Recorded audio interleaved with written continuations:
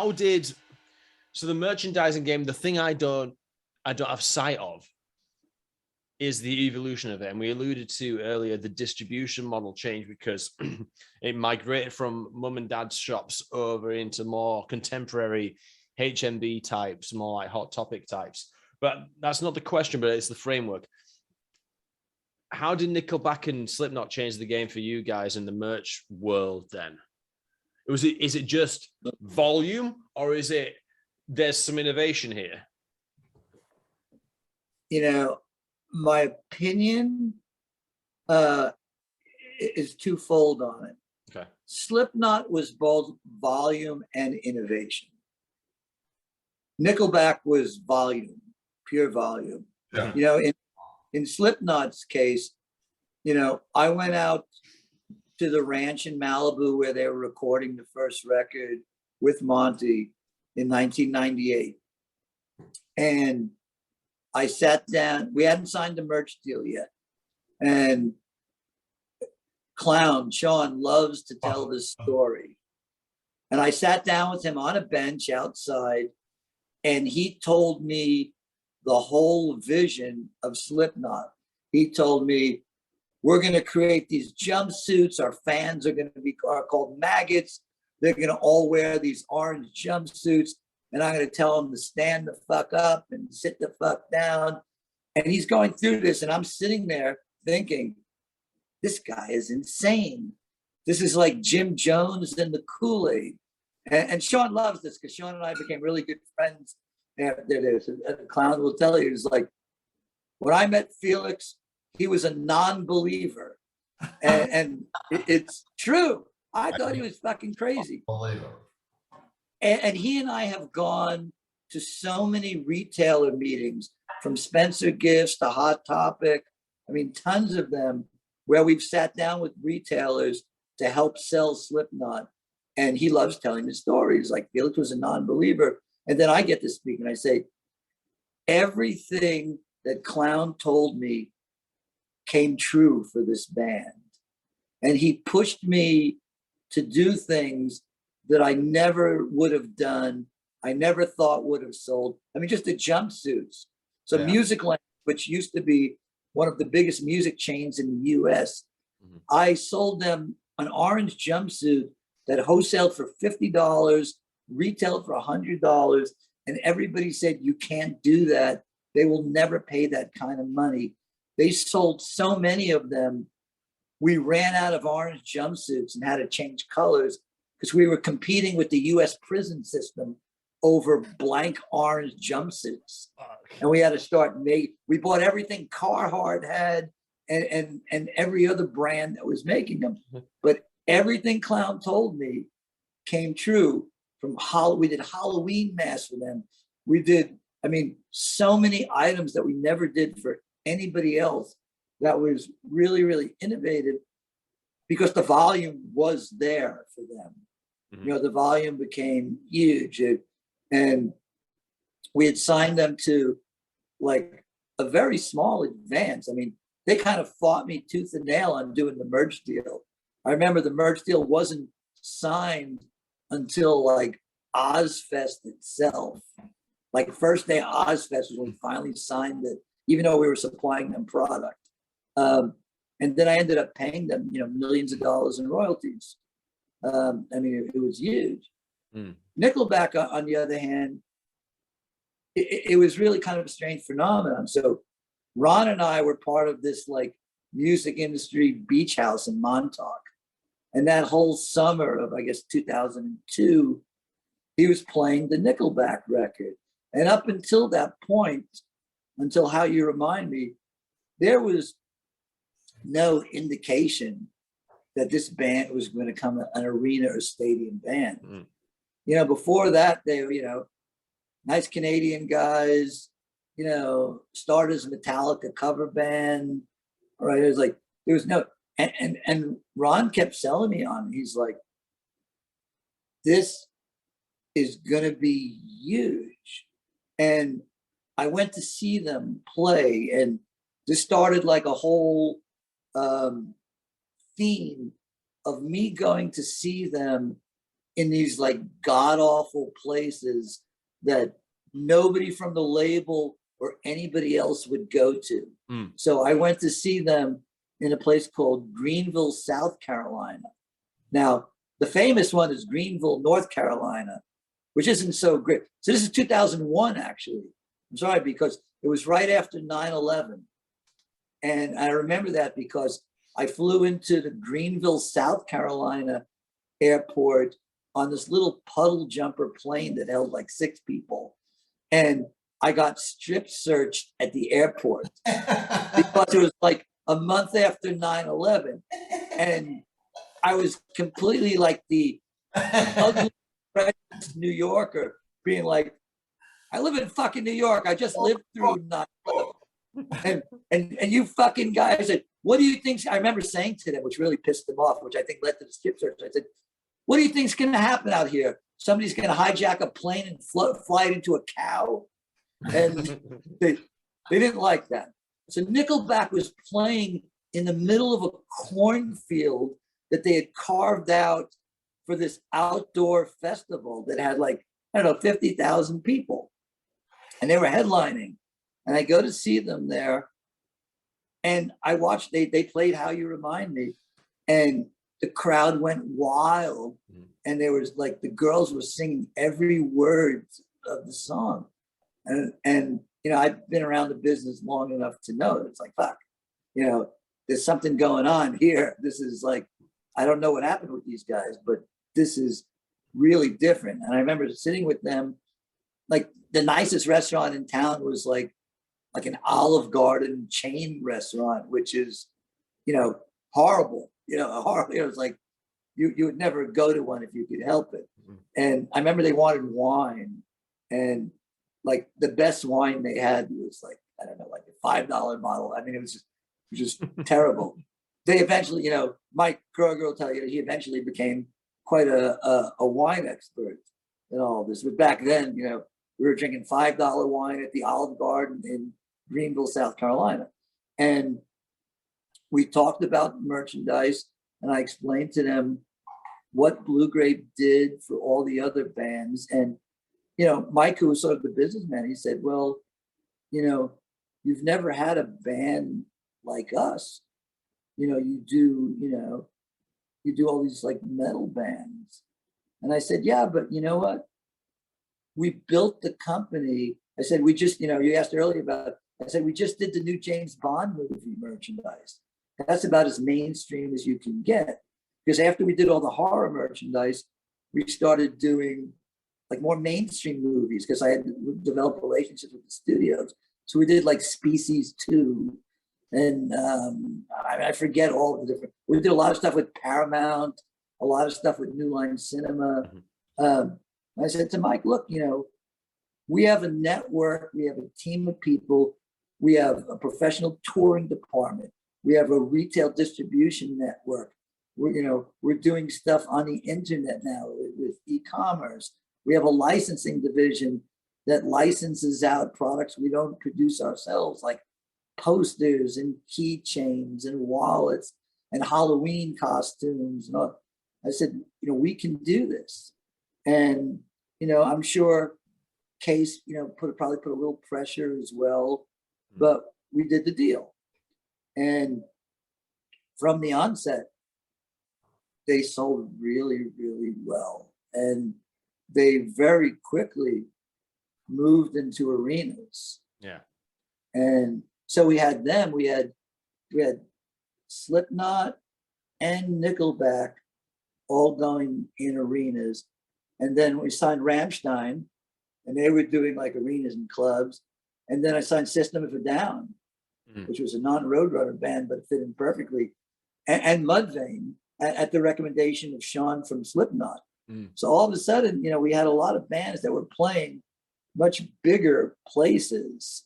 And I remember that one tour in 2001, we had all 4 of the bands. It was Slipknot, Mudvayne, System of a Down, and Rammstein, all on the same tour, and we had all of them. And I remember years later, we did a Bravado retreat, an A&R retreat to Barbados, and Peter Lubin and Tom Donnell, who ran Giant, who had been my competitor, we were all now working together. And they were trying to sign Slipknot and Mudvayne. And they said, like, I don't understand how you did it with the resources that you had versus, we had Warner behind us. And I said, and that's exactly what I used against you guys. I would go to bands like Nickelback and say, look, yeah, maybe you could get more money up front from a company like Giant or Brockham, but you'll be one of 200 bands on their roster. I said, you sign with us, you'll be number one. And it was true. And for a lot of them, and I said, look, you're going to earn, especially on your touring, you're going to earn exactly the same amount of money, regardless of who you're with. You're going to sell the same amount of merchandise. It's just a question of, do you have to have it all up front, or can you have some of it up front? But do you want to be the number one priority? And Ken knows this too. You could get us on the phone 24/7. Yeah. And they did. It's like, God. We didn't sleep a whole. I mean, if there was something went wrong, if somebody ran out of the smallest size of the least selling shirt, and they're in a different time zone, they were picking up the phone and calling. and I always answered. I know you did too, and most of us did, because that's what we did. But Ken, you weren't on the road at this point, were you? You were in the office now. Well, look, yeah. So latterly, you know what I mean? So early on, it was all road stuff, and then latterly, and you were in the office. But yeah, if there was, Ken was an executive at that point. As Felix says, but you're all in, you feel like, it's like, so if somebody wants to fucking phone you with a fucking problem, you feel like they can phone you with a problem, and you'll answer, but it was like, you're bought into this thing. And that was, I guess, the thing where at the beginning, it was like, it's like, this feels like something different. And it's like meeting people like Felix, that it's obvious with them, it's like, it's what we do, it wasn't a job. It was your life. Yeah, exactly. Yeah, it's a life. It's like, okay, this is it. This is what we do. You know what I mean? So we'll go on and fucking do it. And look, there are times where you paid certain prices for it, just like people, in other types of jobs where it's all consuming as well.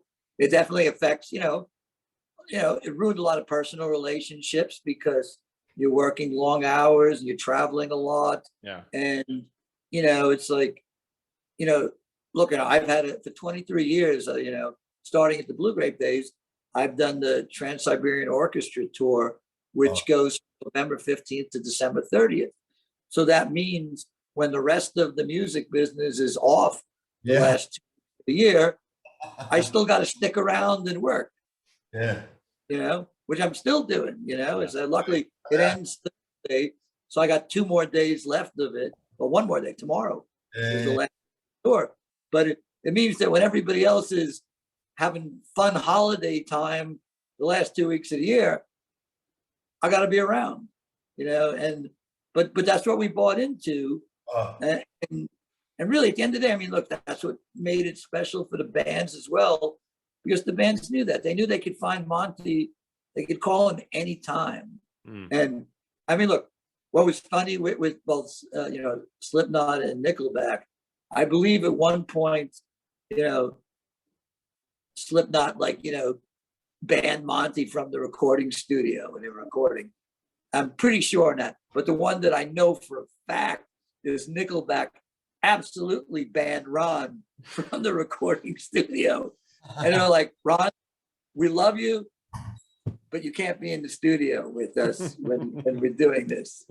And look, what I think is interesting, you know, in Nickelback's case, look, they take a lot of heat, especially in the UK. I mean, there are so many people who quote unquote hate them, yet, you know, they've sold 50 to 100 million records. You know, I forget the exact number at this point. Somebody's buying those records, and we sold a fuckload of merchandise. Yeah. I don't know, you know, I've never seen anybody wearing one, but I know somebody bought them. Yeah. And, you know, and maybe it's because they're Canadian, but, you know, they are some of the nicest guys I've ever worked with. You know, whenever I see them, it's always hugs. They buy you dinner. I mean, they couldn't be any nicer and more gracious for the success they've achieved. And like I said, so I would go see them in Red Deer, Alberta, in the middle of January when it's like minus 31 degrees centigrade. Or I'd go up to, you know, like Port Richey, British Columbia. I'd go to, you know, like all, you know, Green Bay, Wisconsin, or all these like god awful, all these god awful places, because I knew that I was never going to get FaceTime with them if I went to New York or Los Angeles. Because the label, and especially when Island Def Jam got involved and Lear Cohen got involved, I was never going to get any time with them. But if I went to, you know, Red Deer, Alberta, it would just be. Yeah, exactly. Yeah, and I think they really appreciated that. You know, it's that because nobody else wanted to go. I mean, and getting to those places was not easy, especially in winter in Canada. And they were like, you know, there's no 4 or 5 star hotels to stay in when, you know, when you're in Hannah, Alberta, you know. Yeah. But it created a bond and a relationship, and you know, it's real though, you know. I mean, that's what it is. Yeah, and you know, look, I'm hoping, you know, I talked to them recently, and I'm hoping I get to work with them in the future, and I might, you know, I'd love to work with them again because they're going to go back out on the road in 2022, but the sheer volume that they did, you know, and along with Slipknot compared to the rest of the roster, you know, it was a step apart. I mean, fucking hell, man. Those were different like things. Yeah. It's like, I mean, I rarely like, you know, like lost my temper with the staff, but I remember losing it once with Slipknot, with the retail department, because Slipknot was so huge at retail. I mean, every retailer. And, you know, Uta Linhart, who, you know, worked with her for, you know, 20 years, who I'm still friends with and work with today. Lovely woman. I brought her over in '98 because I needed someone who was fluent in English and German to work with Rammstein. and to Europe for that, you know, and you were like, I'm gonna, like, we were at, was it not in Italy or something like that? Yeah, it was in Milan. You were there. You were there. It's when you were really sick. I remember. Yeah, we went to hell, you know. I mean, yeah, we went to Milan. Yeah, was it that? We were on. What I remember about that trip is it was fucking home here, mate. You know what I mean? It was May of '98. Because she, we flew from. She worked for like, was she EMP or something like that? She was working for Nuclear Blast at the time. Blast, right? So that meeting, I was like, I am fucking ill. I need to, you know, I didn't. You were like dead. I don't even know if you left the hotel. I know. Oh, so I didn't want to go on the trip, but you made me leave Amsterdam, and we went there. No, and we were on one of the last flights. No, but you remember that was a smoking flight on Air Italia, the Italian Airlines, where the last I tell kids about this. I said the last 10 rows of the flight was smoking. They're like, "What do you mean? It's a tube." I was like, "Yes, I know it's a tube." I said, "But back then you could smoke in the last 10 rows." I was like, "It's like, didn't anybody care about secondhand smoke?" I was like, "No." So we get to Milan. I didn't smoke that flight, which was unusual for me.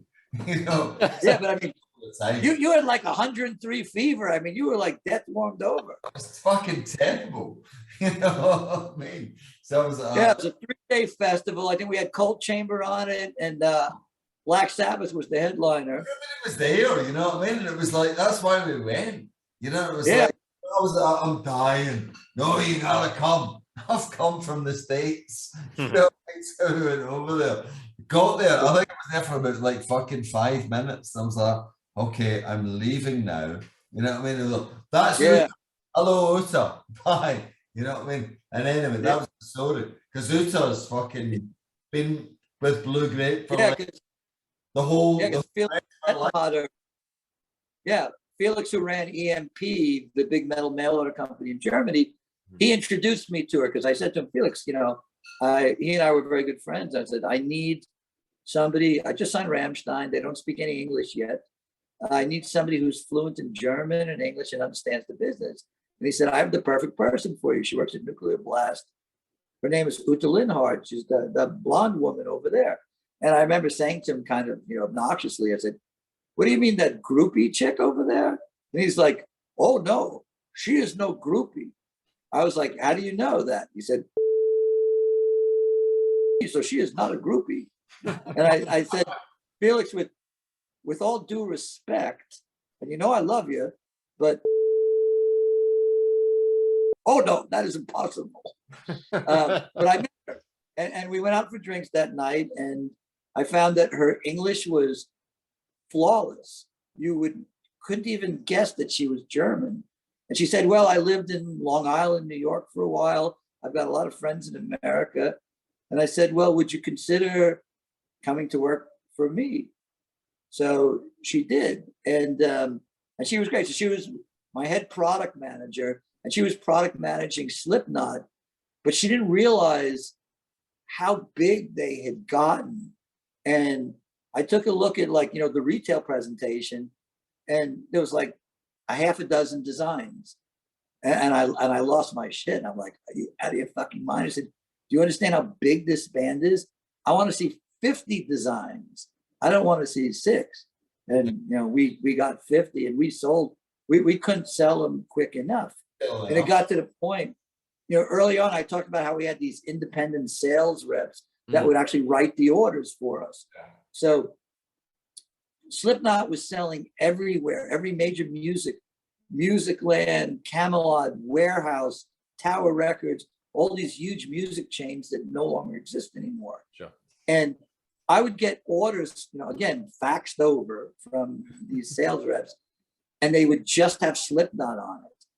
And being the capitalist that I am, I learned very early on in the process is that when you have a home run like this, you leverage it. You leverage the rest of the roster against it.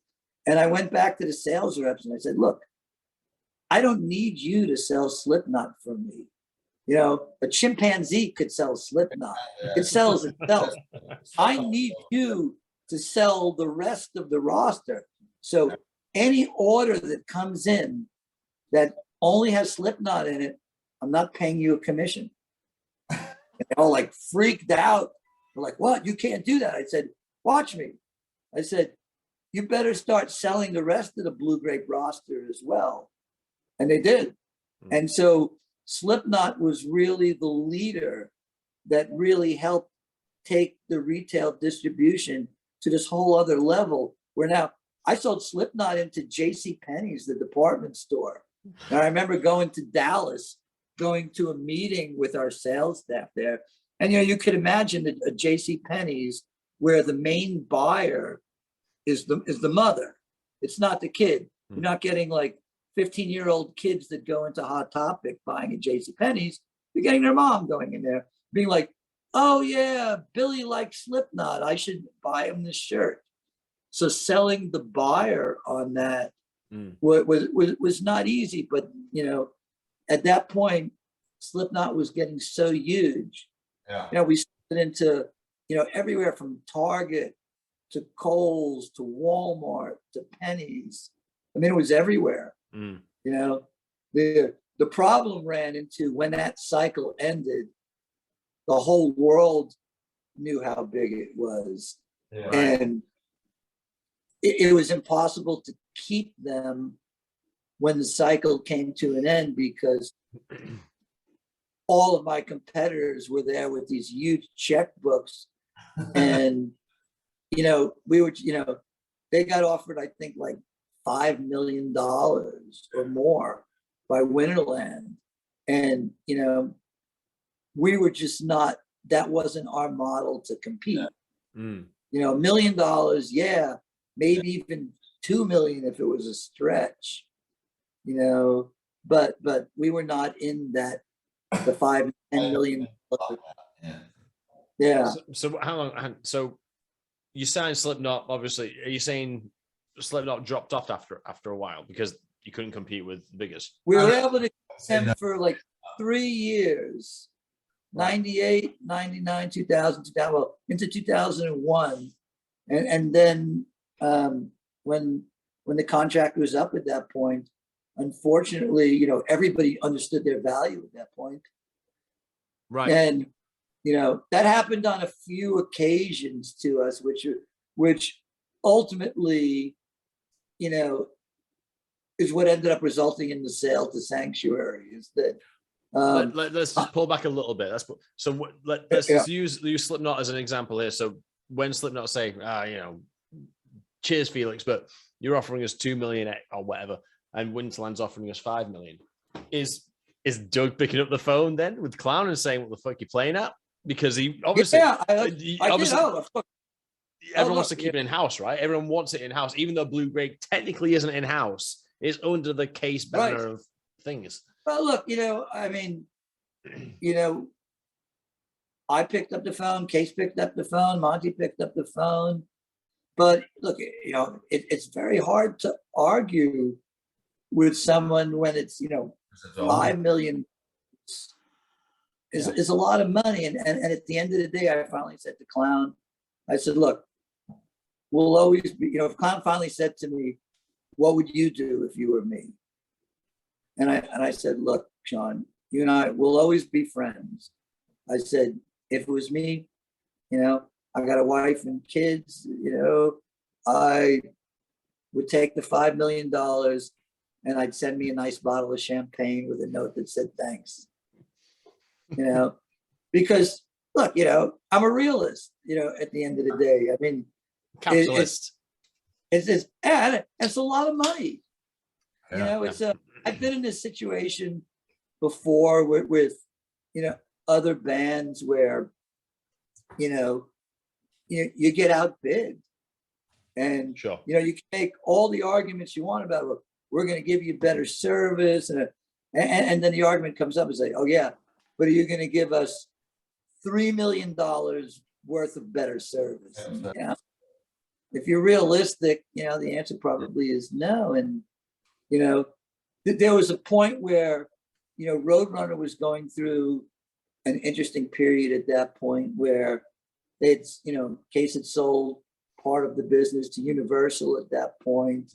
And I don't know if he was looking at an exit strategy, but then, when Angelique got sick and ultimately passed away, she was a big driving force behind the merchandising entity.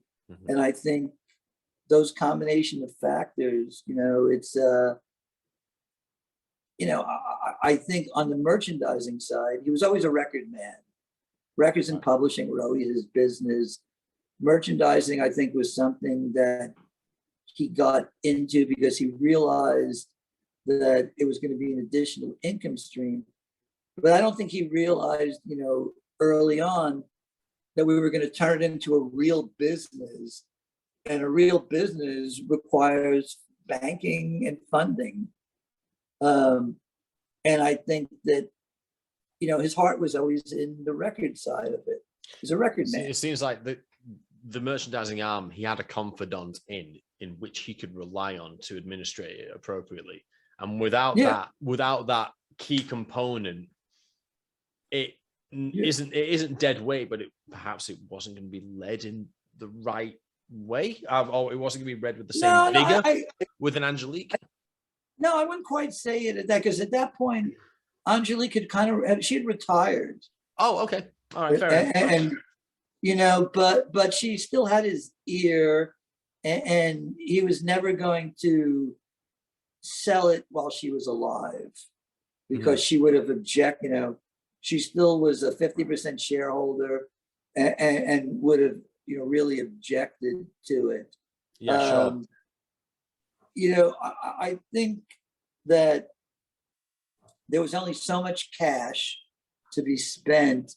And once Blue Grape entered the big leagues, because that's what, you know, Slipknot and Nickelback really helped us do, is that it put us into the majors, as opposed to, let's say, the second division. Now we were first division, and we wanted to keep growing it. You know, like, I remember we put in an offer for Christina Aguilera, and I think it was like $1.5 million. And when he agreed to the advance, I mean, his hand was shaking. He was like, it was right when Genie in a Bottle came out. And this was a genre that he knew nothing about. It was pop. And he was like, you better be right about this. You know, this is your job if you're wrong. I was like, no, I'm right about this. She's going to be huge. And then ultimately, you know, we put out a press release saying we were going to be signing Christina Aguilera, and Bravado ended up like tripling our offer. Right. And we ultimately ended up not signing it. And I think the look of relief on Case's face, you know, so, you know, at the end of the day, it was like, he was having to spend more to sign bands to the label. He was having to give them separate publishing advances now. And then the merchandising company was going outside of the Roadrunner family, signing pop acts that required big advances. I think it was just got to be too much. And that wasn't the model that he really wanted anymore. It seems like, from what I'm learning about Roadrunner so far, he likes lean and mean. And with the merch company, there's lean and mean, but it's scaled up. The overheads are massive and the money's massive.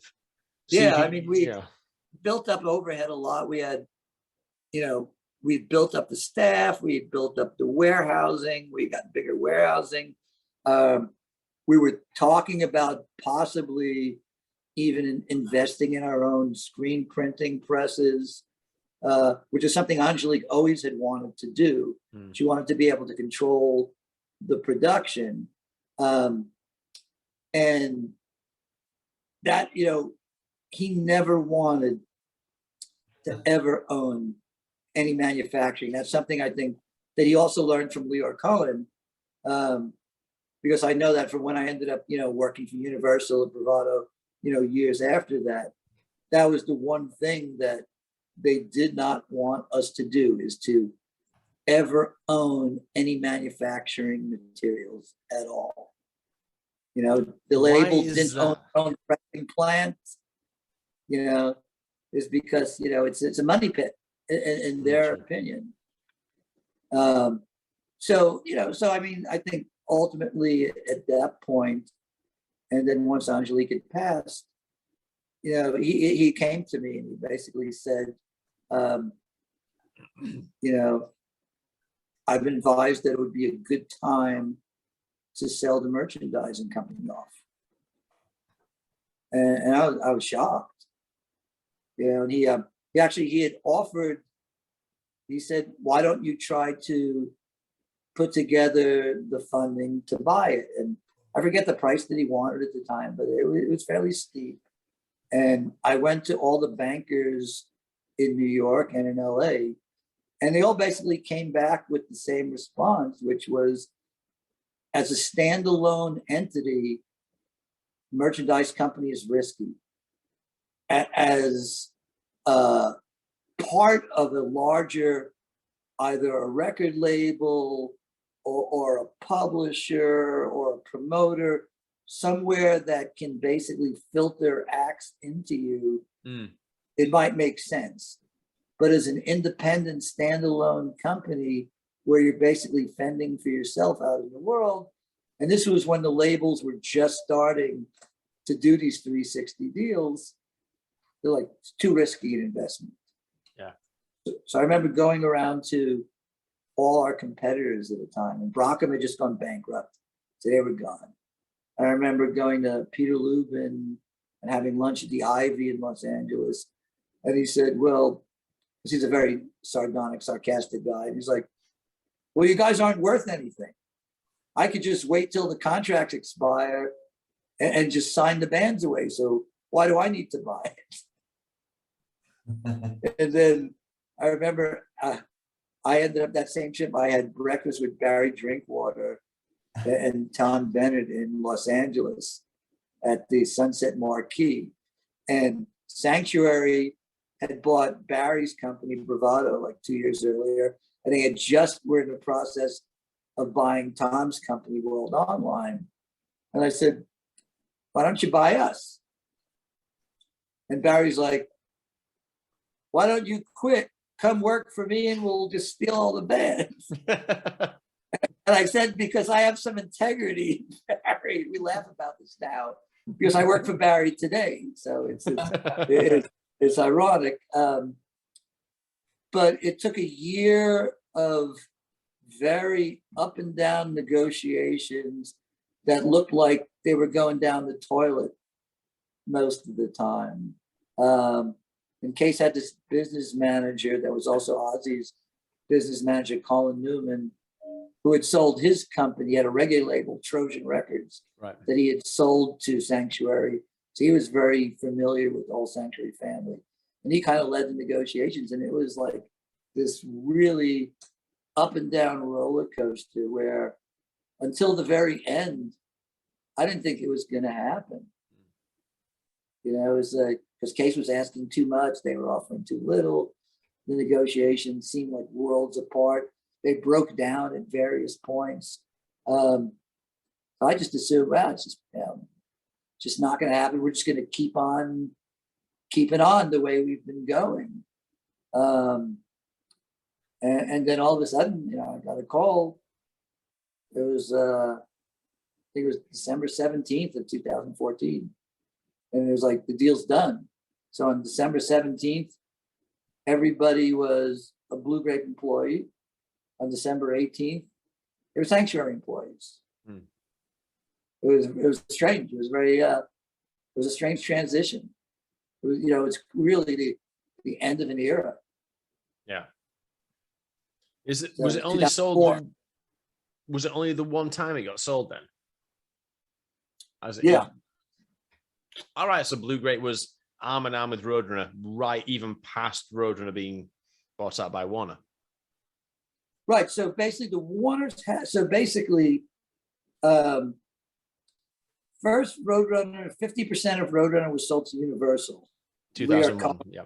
Right. Lear did, but they didn't buy any of Blue Grape. Right. Interesting. There was, okay.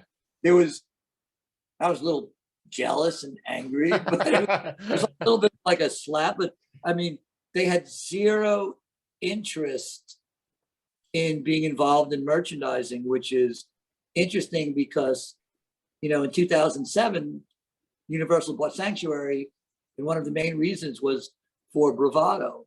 Wow. But this was pre-Lucian Grange. I mean, Lucian really is one who engineered the merch buy. Yeah. This was, you know, before he was involved. So yeah, when Leo bought it, he just wanted the label. And I believe, I'm not even sure if the publishing was part of it. It might have. Publishing was sold off to BMG. Right. So I think. No, I think you're right. But my understanding of it, and I wasn't really privy to that deal, was that 50% of the label, and then within 3 years, Case had to either buy the other 50% back or sell the other 50% to Island Def Jam. And then Leor had gotten let go by Universal and moved to Warner's. So he basically partnered with Case when that 3 years was up to basically buy the label, you know, lock, stock, and barrel over to Warner's. But at that point, you know, I guess Blue Grape had already been sold, I think, when that happened. So, you know, there was no other option. Yeah, I mean, Blue Grape in the name was sold to Sanctuary, and then ultimately Sanctuary sold to Universal. It'd be interesting to see who actually owns the name. Is it Sanctuary or is it Universal who actually owns the rights to the name Blue Grape? Yeah. You know, like Marcus Turner probably, you know, would know the answer to that. But it was the end of an era. You know, I mean, that was it at the end of 2004. Yeah. So really, it was, you know, late 80s through 2004, and then and then it was done, and everybody, you know, we all just sort of moved on, you know, to other things, and it was, you know, it was never the same.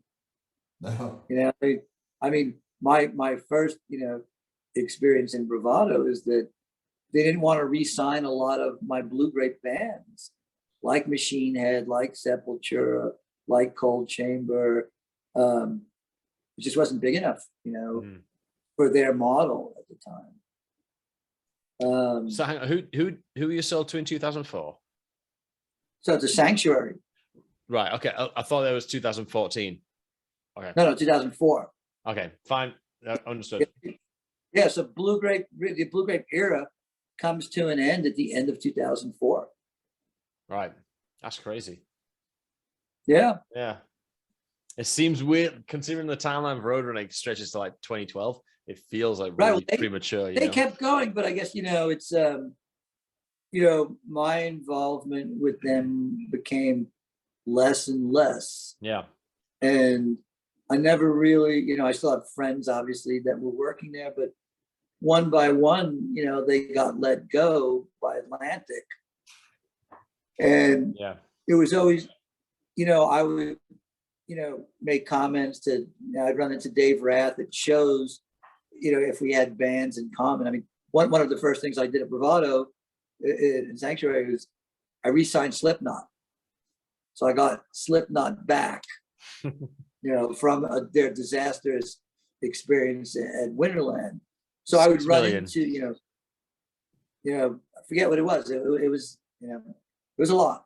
Yeah. But you know, but I would end up running into the Roadrunner people at the shows, and you know, I would ask him like, "Are you still Roadrunner?" And they'd be, "Oh yes, we're still Roadrunner." I said, "Well, it's not what I hear. You know, what I hear out in Morgan is that you're really just sort of like a shell, and you know, you got like 3 or 4 people." It's like, no, that's not true.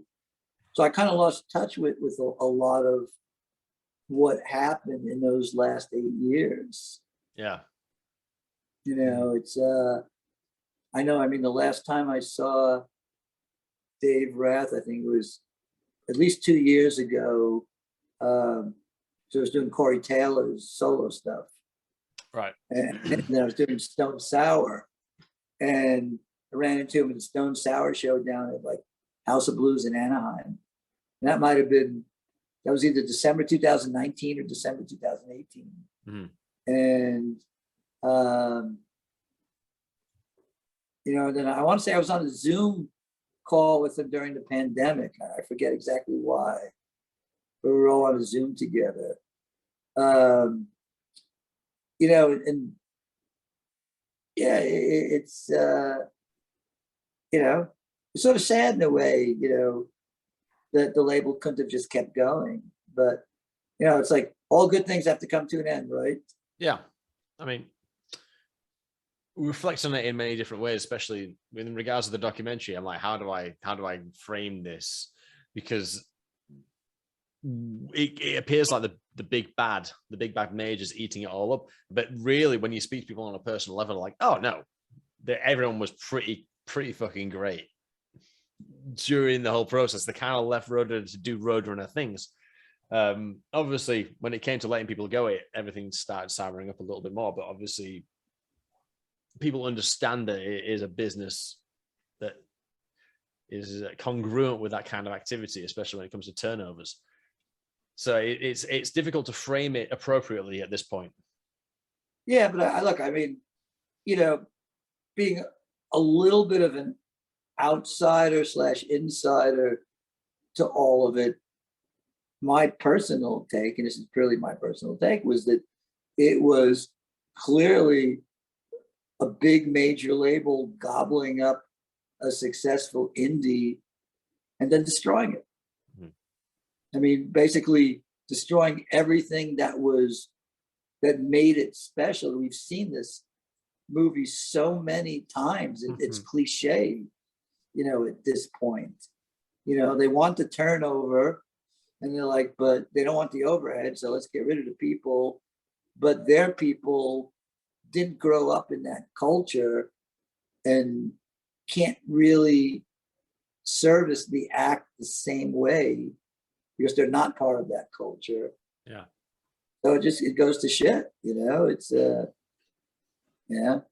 That was always sort of my view on it. And you know, some of the people that were there that were part of it, you know, disagreed with me on it.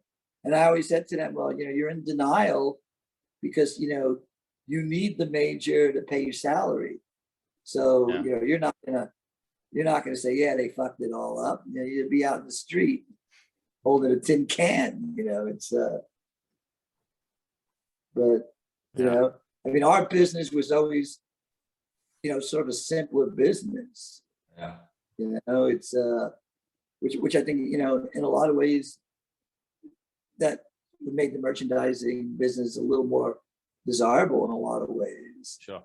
Is that there was much less of that politics going on. There was much less of, you know, bigger merchandising companies like gobbling up smaller merchandising companies. You know, in the case of you know, Blue Grape and Sanctuary, we almost had to like beg them to buy us. Like, please buy us. Please buy us. Please buy us. We're tiny. Because they were in indie. You know, that was the nice thing about Sanctuary. And you had Andy Taylor and Rod Smallwood and Mercury Curiosity. And you had all of the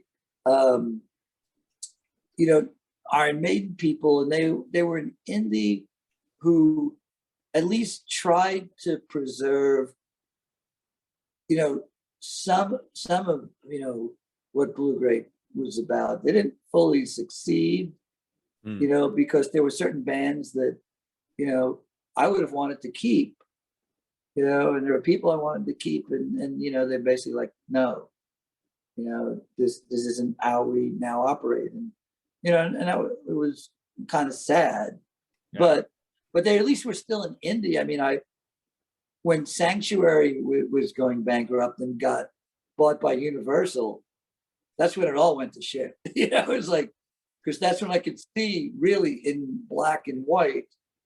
It was a huge difference, and that's when I really started appreciating what we had at Blue Grape. Sure. It was, you know, once Universal was signing my paychecks, you know, it was like, wow, this is very different environment. It's very corporate. You know, at Blue Grape, you know, you just have to go to Case and be like, hey, Case, you know, this band would be a great addition to our roster. I think they're going to do really well for us. We should sign them. And he was, you know, he was the money. So that's where it stopped. Once you get into a corporate environment and that with corporate bean counters, you know, it was like analysis after analysis, spreadsheet after spreadsheet. And by the time you got done with everything, the band had signed with somebody else. You know, at the time. Or, you know, they put out another record and exploded, and another record, but it was fucking shit, you know what I mean? That was the one before we wanted, you know what I mean? Yeah. So yeah, no, I mean, you know, so I think that, you know, it was a special time, and it was a really great group of people that just kind of lived it. And I think in any business you find that's what makes the business successful. You can ask like any entrepreneurs, you know, I mean, the one thing Case always said to me, and he said this about Doug as well, is that, we ran his business like it was our own. Yeah. And we spent his money like it was our money. And, I think he was lucky to have a group of people, because there are a lot of us that behaved like that. Mm-hmm. I don't know if that happens that much anymore. Yeah. I really don't. It's yeah. I think I guess my closing question is then, what am I missing? I'm trying to map this out, and because obviously merchandising is one of the 4 pillars of a revenue stream for music, especially right. in Roadrunner's case. Are there is there anything I'm missing from either a infrastructure point of view, or are there any just good stories I'm missing out? Well, we could sit around having pints and telling stories for days. This is the longest one of these I've done now, by the way. Yeah, good.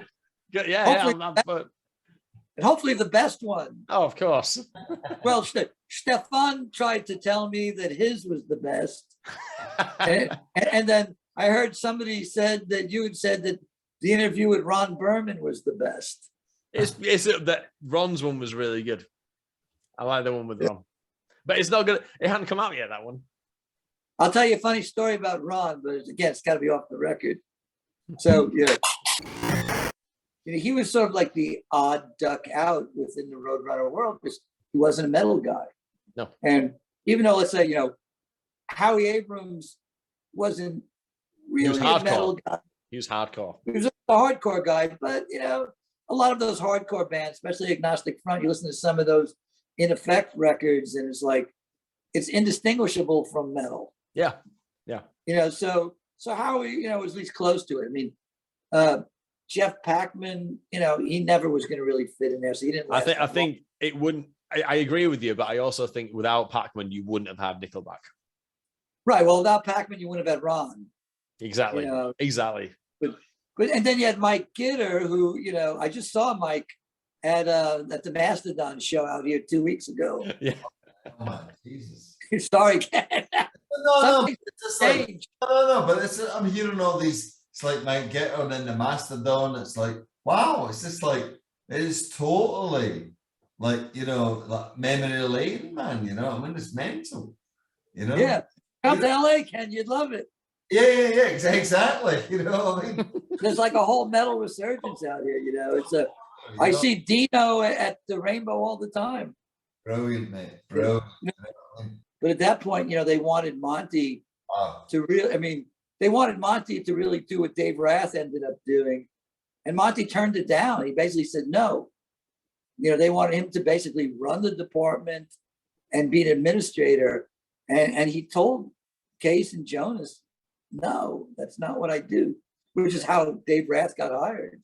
Wow. They needed somebody to, quote unquote, be the adult, and who could keep things in budget and say no. And that was not what Monty wanted to do. Monty wanted to just sign bands.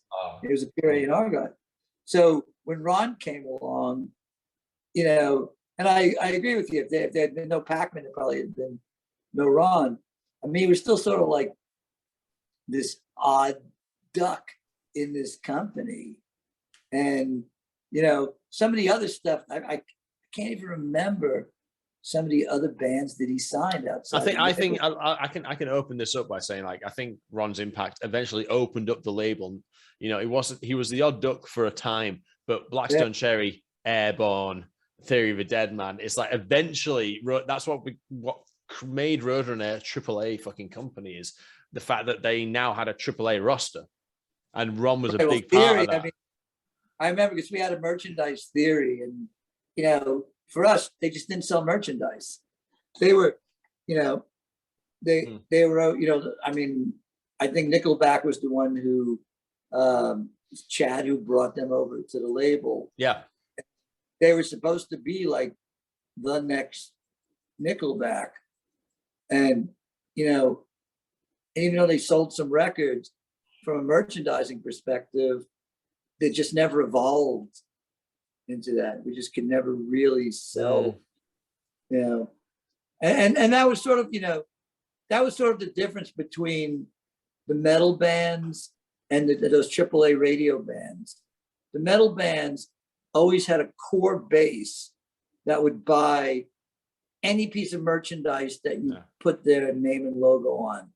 A lot of these radio bands, and I've worked with tons of them over the years, you know, they don't have a core base. So if they don't have a huge radio hit,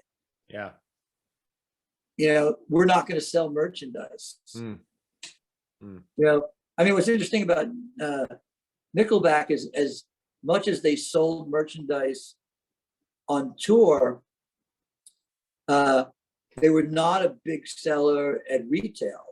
Where somebody like Slipknot and the metal bands, and to this day, I still get requests for a lot of the old Roadrunner metal bands at retail. There's still demand for it because that core audience and that base, they passed it on to their kids. You know, it's you know, it's a great core audience that'll buy anything. But with a lot of the pop radio stuff, you know, it's got to have a huge hit, and then you can merchandise it. But without that, it's really hard. I mean, it just demonstrates the cultural impact, though, when you say like Nickelback will do really well on tour, but not really well at retail, and then Slipknot will do really well at retail, and presumably, just to extend your comment, to do well at tour as well. Yeah. But I mean, but it's like, you know, if you're a 13-year-old kid and you're into Nickelback, you know, you're not going to wake up and be like, hey, I'm going to go to the mall today and buy a Nickelback shirt.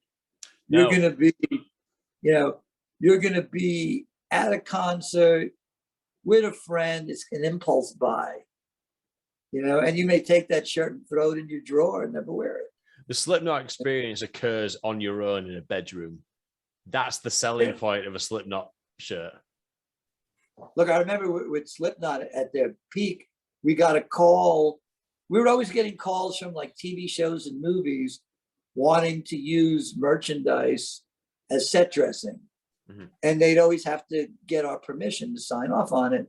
And, you know, we'd always go back, you know, to the artist just to make sure. So the most memorable call I got was from The Sopranos, and a show that, you know, I personally loved. And and the kid, Robert Eiler, who played Anthony Jr., in his personal life, he was a huge Slipknot fan. And he convinced the directors that AJ's room should be covered in like Slipknot posters and memorabilia. So I sent them a huge package of posters, a Slipknot lunchbox. I remember one episode, AJ kept his marijuana stash in his Slipknot lunchbox. It was brilliant. And then I got to take him to Ozfest to meet Slipknot, which was a lot of fun. I mean, it was just a teenager who was like a huge fan, who happened to play, you know, Tony Soprano's son on the show. But it was his, you know, he was a metal kid. It was a huge lifestyle. We're now 4 hours and 11 minutes in, chaps. There's still like, I could still continue doing this, but I've got shit to do tomorrow. So I think let's just do some closing remarks, and then we can just shoot the shit about what I'm calling the next steps, which is my way of saying what I'm going to do next, which will be off record. So closing remarks, Roadrunner, Blue Grape, the whole experience, in general, anything I might have missed in terms of like the point, I guess, because I've been sort of spouting out a lot of shit about, it's about this enigmatic fucking Dutch dude who just led a group of fucking black t-shirt clad teenagers into their 20s, who then led on another fucking cohort of the same kind of people to making metal what it ended up being, especially in the 2000s. But there could be components of that I'm missing. So by all means, round this up for me. Wow. Go ahead, Ken. Yeah, well, no, I think Well, I think you were right with the Dutch guy. You know, I mean, he had the right idea, and then but like as I told you before, it was an accident. You know what I mean? But I think a lot of it was accidental, but it hit the mark, and it was just because he knew where to hit the mark. You know, so my involvement might be accidental. Felix, they might like look at it and go, ah, well, yeah, it's him, but it maybe it's a wee bit of an accident, but there's a guy in the middle that like knows what the fuck is fucking going on, and he's managed to pull it together, you know, and brought all of us in. So it's like it's fucking well done, you know what I mean? It's like it's fucking well done. You can't go wrong, you know. So yeah, that's good. I don't know. So without offending any of my former Dutch colleagues too much,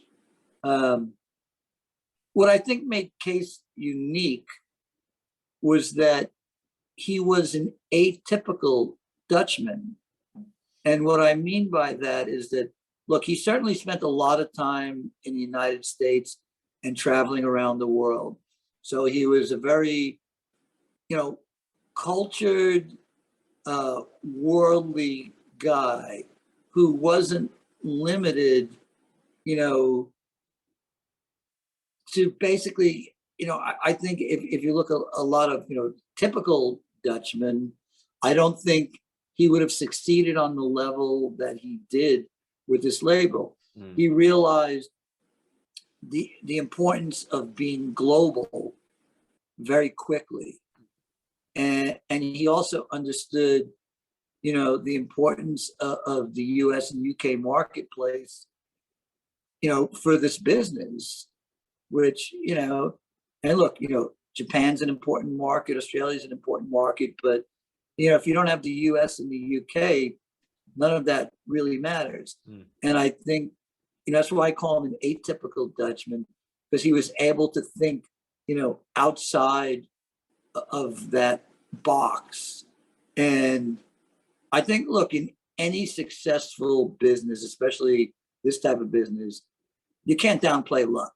You know, anybody that, you know, the old adage, you know, would you rather be lucky or good? Well, I'd rather be lucky, you know, and I think everybody would, because you need some luck and you need some timing. And I think the timing was right for him. And I think that he got really lucky with a lot of the people that he brought in, because he couldn't have done it by himself. You know, he engineered a lot of it, and obviously, you know, he financed a lot of it, but he had a lot of really, really great people to basically, you know, make the vision happen. And, you know, not the least being, you know, somebody like, you know, like Monty, you know, I thought Monty was instrumental in me getting the job and basically starting, you know, my non-playing days career off. You know, I owe it all to him. And, you know, probably never told him that. And maybe if he sees it, I give him a pretty hard time every time I see him, but that's just because I love him. You know? I'll bleep that out, mate. Don't worry about it. You know, but I think that, yeah, I mean, I think that Case was able to kind of see outside the box that he was given. And I think timing, luck got him a lot of really great people at a time when, you know, the business could support it. I don't know that you could do what he did, you know, in his business anymore. Because remember, when he started, it was vinyl. Then he went through the whole CD boom. Yeah. And then the whole MP3 boom after that. And, you know, I think it'd be really, really difficult to recreate what he's done in the modern era. I think it had to be when he did it, you know? I'd like to think I'm wrong, but I don't think I am. I think like one more ingredient to throw into the mix, as Kay says, like it's there's a guy in the middle orchestrating it all, and there's the timing and the look. But I think one thing metalheads are really good at is we can sniff inauthenticity from a fucking mile away. We can tell when someone doesn't really care and isn't really putting in 110%. And I think Case knew that from his experience working with rock bands in the 70s and the 60s. I think Monty knew that because he's a metalhead. Doug knows that because he's a smart guy. Fucking Michelle Kerr knows that because she's a metalhead. And all these people just sort of like know what inauthenticity means. And as a result of that, they're like, they're just repelled away from it. And what you end up with is just this like body of people who give a massive fuck. If you can herd a bunch of people that give a massive fuck about a thing, you're kind of like the most powerful guy in the room. I think that's about it. Look, I think you have to also add the fans into the mix. There's agreement is that, look, it was a genre of music at that time that had a tremendously loyal fan base that, would buy every release. I mean, look, it was, I've had people tell me this about Blue Grape, that they would look forward to those mail order inserts that we put into CDs, because they would buy every Blue Grape new t-shirt that came out. And conversely, I mean, those fans knew that if it said Roadrunner or Road Racer, that they knew it was going to be metal and it was going to be quality. And maybe they didn't know the band that well yet, but they'd get to know that band, and they would know that it was going to be a great record. And those, I recently had the opportunity to digitize some old cassettes that Mark Abramson had sent me. And Mark, was the main radio guy at Roadrunner all through the Typo Negative era. And he had a live record, Typo Negative, live at L'Amour's, December 1994, a show that all of us were at. And he had it on cassette, and he didn't have a cassette player. And I've got a recording studio in my home, and I still have a great Tascam cassette deck, so I can digitize cassettes, and I'll do it for people from time to time. So I said, yeah, I'll digitize it for you. He said, oh, by the way, if you have anything else on cassette you want digitized, by all means send them. So, if you, I don't know if you've interviewed Mark yet. Yep. Yeah. So if you know anything about Mark does everything in excess. And there's the old adage, good deed goes unpunished. So I get this huge box with like all these cassettes. and I'm like, Mark's nickname is Psycho, Mark Psycho Abramson. And I've known him since the 80s. So I can't call him Mark. I call him Psycho. Yeah, I've only known him for like a year, so I have to call him Mark. Yeah, you have to call him Mark. But I'm like, Psycho, what the fuck are you doing? It's like, I don't have time to digitize all these, but luckily half of them, they're like ferrous iron on the tape was so disintegrated. I was like, these have to be destroyed. I will not put them in my Tascam deck. It will destroy the heads on my deck. So we got rid of half. And then there were some prizes in there. He had Suffocation demos, Malevolent Creation demos, stuff that they had submitted to Monty when they were trying to get signed. The Accused, and I'm not sure how he ended up with them. Probably Monty made him a copy to cassette. Sure. And said, "Here, what do you think of this?" And he still had them, so I digitized all this stuff for him. And in the digitizing process, I re-listened to all of them, and some of those demos I hadn't listened to in 25 years. And you forget, maybe the audio quality of those demos, because they did it on like a little 4-track cassette recorder, isn't that great, but the feeling and the emotion was there. Yeah, sure. It was like, this is great stuff. So I they're on my iPhone now, and I put it on, random shuffle when I'm driving out here, and all of a sudden, one of those demos will just come on, and I'll turn it up, and as soon as look, I think there was a lot of great music that came out of it. I mean, if the music was, you don't want to underplay that either. I mean, if the music wasn't good, those records wouldn't have sold. Exactly. Oh, fucking hell. The thing is, though, while I'm doing all this, I'm kind of ignoring the artists at the minute, even though they're the most important part. Yeah, You you know what I mean? can't. I mean, No, can't. look, these were great. Fear Factory, great band. Machine Head, great band. Sepultura, great band. Slipknot, Nickelback. I mean, these were all great band. Typo Negative. I mean, look, Typo Negative went from Origin of Feces to Bloody Kisses, and it was like, wow. I remember when I took over the job, I had we used to actually do all the mail order fulfillment out of the old Blue Grape offices at 225 Lafayette. And the first office I had was the mail order fulfillment. We had metal shelving everywhere filled with all the merchandise. And me, Joel Peskin, and Todd Friend, who became the drummer in H2O, who was our intern, we sat under the scaffolding with sometimes boxes falling on our heads, fulfilling out of the office till we moved to a slightly bigger space. But we had boxes and boxes of these green trucker hats with a black Typo Negative logo on it. They were terrible. They were terrible hats that we couldn't move them. And they were sitting there, I mean, hundreds of them.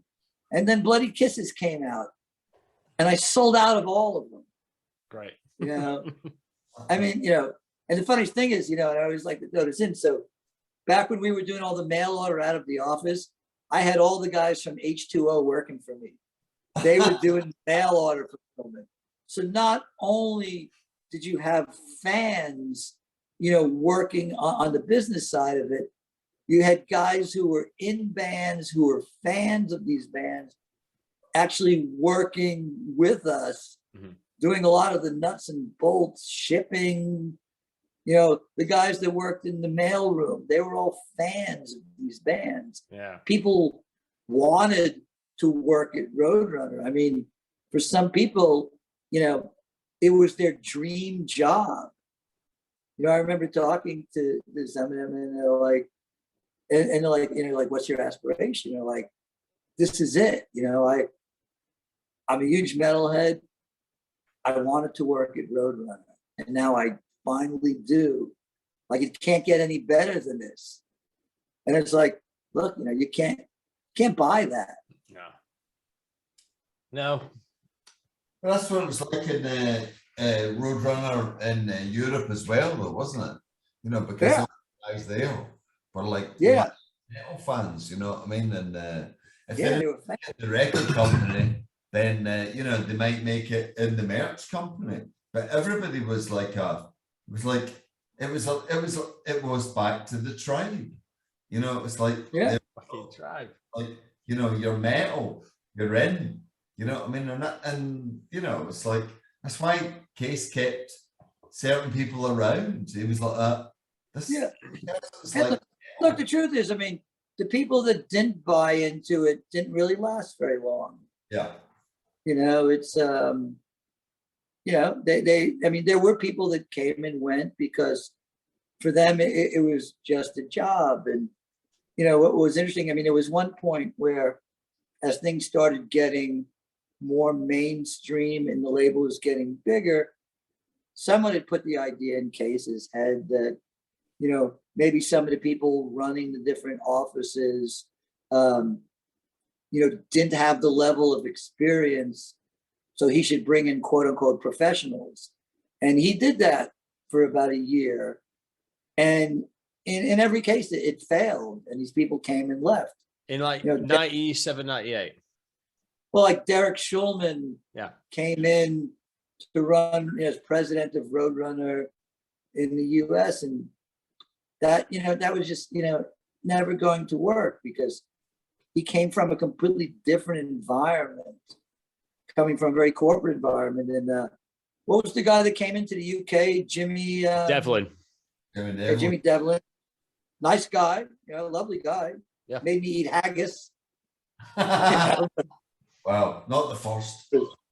Yeah, but then who was the guy in Germany that came in? Louis Spillman. Yeah, Louis Spillman. Yeah, and to the credit of each of the people, whether it was Mark Palmer or whether it was Doug and Jonas or Hank in Germany, they all kind of, okay, I'm going to put my ego aside, because a lot of people would have quit, been like, fuck you, I've been running this for you for all these years, and now you put someone in over me, and and they didn't. They all wrote it out, and ultimately a year later, they were all back in charge running their respective companies, because Case realized that, it was a mistake. I mean, on the Blue Grape side, who was the guy Angelique brought in from the UK? Tim Major. Yeah, Tim Major. Tim Major. Well, Tim Major was there just before I came, because I met like Tim right at the beginning, but it was confusing because it's like Tim Major's running this, and then when I came over, Tim was back in the UK, and then it was like boom, he's gone. You know what I mean? Yeah, no, I remember going on vacation. It's always when you went on vacation. I went on vacation. I came back, and it's like I get an email from Tim Major, who I knew from Acme, who was our printers, and it's like, managing director, Blue Grape BV. I'm like, what the fuck is this? And again, it was the same thing where Case felt like Angelique needed somebody so she could be more the creative, and he would be the business. And it just, he wasn't from this world, so it didn't really work. And what's funny is, Ken, you probably don't know this story. So Case was interested in having Chris Parks run America. Oh, right. Fucking hell. Wow. Who's Chris Parks? Chris Parks. Wow. Well, hell of a Chris Parks. And I like Chris. Chris and I get on great now. Yeah. I used to around, you know what I mean? I mean, the guys I worked with, he was involved with for years. And now he's like, he left them, and now he ran Plastic Head. He actually he started MFL. Yeah, exactly. Who Ken works for now. He started it. So what, is he just like a big for the youngins? For the youngins. A veteran merchandising guy. So I'm in London, and Case has dinner with me, and he's like, I want you to go down to Surrey tomorrow. I was like, okay, why? He said, I want you to go. He said, Chris Parks? I'm like, sure, I know Chris. He said, I want you to go have dinner with Chris. I'm thinking about bringing him in as managing director worldwide for Blue Grape, and I want your opinion. So now I'm like steaming inside, but I'm a good poker player, so I don't show my hand. So I go down there, and Chris, his wife had these horses on this lovely property in Surrey. It's one of the oldest pubs in England. We go to the pub, we have some pints, we have some dinner, we talk for 3 or 4 hours, and he's a lovely guy, but I'm thinking to myself, like, I should be the president of the company, because at that point I think I was like a senior vice president for the US. And I'm like, if this guy comes in, that's going to knock me back further. So I'm not a letter writer, and I don't know if I have it anywhere, but I wrote a letter to Case, a very long letter. And Case hates long letters. He hates he does. It's all bullet points, everything bullet point, bullet point, bullet point. Doesn't have the patience for this. But I wrote a very long emotional letter saying how Chris was the wrong guy and that it should be me. And he came back to me and he said, I got your letter. I read your letter. It's a bit long. You know? He said, but I agree with everything you said. And I like fell back in my chair. I was shocked because I did not think that was going to be. I thought, you know, it was going to turn into like a piss match. Oh, fuck. So, but I think he learned, you know, especially on the label side, that the people that he had, who were the ones who built it, were the right people, and you know, bringing in these outside experts, you know, was never going to work for a company. That's fascinating to me because I mean, obviously I've been researching this to an egregious and offensive extent. So with these people coming in, the Derek Shumlins and Jimmy Devlins, my thoughts around it was, given that Case's experience in the record industry at this point was as such, he just wanted someone of the similar, not necessarily a similar caliber, but someone with major label credentials to come in. And that was the idea. Right. But something you said there, Felix, was that someone was in his ear saying these guys, the Mark Palmers and Doug Keoghs, were young dudes and they didn't have the experience that would maximize the potential of the label. But I also heard from another source saying this exercise, while a great idea, these guys, Derek Shulman and Jimmy, they couldn't penetrate the culture because the culture of Roadrunner was just so thick. It was so dense. It was impossible to penetrate. It was. I mean, and you know, they were good. There was no way they weren't going to fail at this because they came from such a different culture. Coming from, look, Case wanted to be a major label at that point. And he thought, you know, the way to be a major label is to bring in people with major label experience. Yeah. And that's what he did. And look, these were all, you know, look, nice people, you know, it's, I don't mean to, you know, say bad things about any of them, but they were never going to be able to be part of, like, you know, the real Roadrunner culture and family. I mean, Derek Shulman brought Derek Oliver in with him as his main A&R guy. And Derek Shulman and I once, you know, had this discussion because, you know, Derek was talking about how he signed Bon Jovi. And I said, no, you didn't. You know, I forget who the A&R guy was. I used to know the name at the time. I said, such and such signed Bon Jovi. He said, yeah, but I was his boss, so I get to take credit for that signing. And I'm like, that's not how it works. But in Atlantic, you know, I guess that's how it worked. And, you know, it was like, you know, I'm still friends with Michael Lago, and Michael Lago had signed, you know, Rob Zombie and White Zombie, but more importantly, had signed Metallica, you know, to Elektra. And his boss at the time took credit for signing Metallica. I was like, Michael signed them. I know that to be fact. And, you know, it was that major label mentality. And it's so weird, you know, because when I was at Universal as part of the whole, you know, Bravado experience, I came across this, you know, left, right, and center. And I used to fight with the label people on a daily basis. And I hated what I call like the major label mentality. And it's like, you know, when I would go to like Universal in London, everybody working there, you know, they all went to really good universities. They were all wearing these really nice loafer shoes with nice pressed jeans. And they were like, you know, the best of the best that Universal could hire.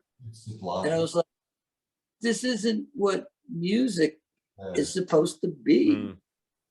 You know, it was just very, very different. And I think Case learned his lesson pretty quickly. It took a year. And to everyone's credit, you know, I don't know how a lot of those guys sucked it up the way they did, but, you know, they did for whatever, you know, they'd be able to tell you, better than I, I would have been like kicking and screaming, if they would have, put Chris Parks over me. Right. But I I mean, go on, sorry. now you say, I think that in a way we were shielded a little bit from it because while Case knew everything about the record business, he really didn't know anything about the merchandising business. And didn't want to. I mean, he had Angelique, who was his merchandising expert, to know everything about, and he had us. Exactly. So he didn't need to, but that gave us a great advantage. Because on the label side, it'd be very easy for him to second guess decisions that the different label heads were making. Because this was his business. He knew this as well or better than they did. Yeah. But in our case, he had to trust that we were making the right decision. And more often than not, we did. And we were profitable for the most part. And as long as we were profitable and we were right more than we were wrong, he basically it was cool. Let us operate. He left it alone. Yeah. Which I can tell you, all these years later, is very rare. Right, so I'll leave you with that, but keep in touch. I'll let you know when all this stuff goes up. And all right, cheers. I appreciate your time, especially Kenny. Apology, I didn't expect this to go into 1 a.m, but well, no, perfect, mate. Listen. Ken doesn't mind. Yeah, exactly. I wasn't doing anything else. You know what I mean? What were you drinking? You were alternating between beer and something else. It was dark and stormy. Yeah, rum and ginger beer. Excellent. Yeah, so between a lager and a dark and stormy, But listen, this was fucking fantastic. You know what I mean? And like Felix's stories, catching up, brilliant. You know what I mean? This is what it's all about. I told you needed the facts from him. I was coming up with some bullshit. So there we go, And then Ken, let me know when you're gonna make it over. Oh mate, I can't wait to get there, mate. I got a guest room with your name on it. Absolutely, mate. I need a few nights out in LA. A few. Yeah, absolutely. Yeah. Not one, a few. A few nights at the Rainbow and the whiskey. That's it, exactly. We need to be there, mate. Maybe down to Crazy Girls now and then, but mainly between those two. All right. Right, chaps. I'll let you crack on, but no, thanks very much for doing this, and I'll keep in touch. All right, cheers. Talk to you. Bye bye.